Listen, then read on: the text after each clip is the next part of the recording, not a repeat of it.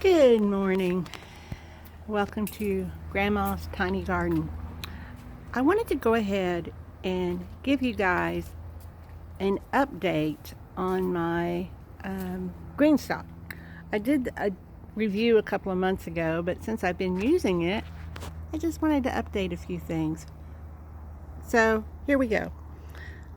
First of all, if you didn't see my other video, I bought a 5-tier green stock, and overall, I'm fairly happy with it. What I did is I planted strawberries. Now, I did plant strawberries in all the pockets, which a 5-tier has 30 pockets, but I did it like 2 months ago, and the heat had already hit Texas. So a lot of them, and these were transplant plants out of one of my beds that I had strawberries in. A lot of them didn't make it, especially some of the more established ones. However, some of the younger ones really did very well. So I wish I would have done the younger 1-year plants versus the 2-year plants. But it was an experiment, so that's what I did.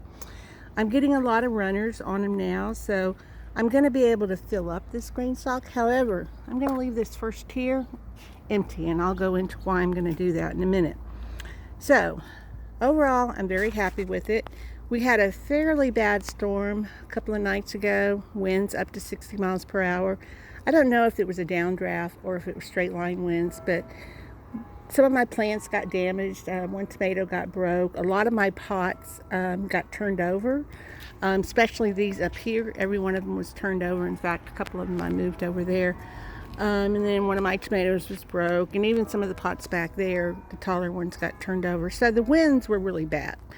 This thing, I checked it and it didn't budge. I looked out the window at the time when we were having the worst winds, and it did great. It was very sturdy. So it can withstand, and as you can see, it's really way out in the open. So it got the full blunt of the winds, and it did very well. I do have it on the mover, and all the wheels are locked. So I think it would have probably done just as well if you had it set solidly on the ground. I don't think it matters. The only negative I can say about this green stock is the watering system. Now, for 4 tiers, it works fantastically. My first 4 tiers are watered very thoroughly every time I water. The last tier, not so much. So what you do with the watering, and I don't know if I don't think I covered this in my last one, but you have this little plug here, and I put the plug in. Now you're supposed to fill it all the way to this 5th tier right here, but I've been filling it all the way up to the very top, and even filling it up all the way to the very top, not enough water is getting down to the bottom. The rest of them seem fairly well saturated, but the bottom one is not.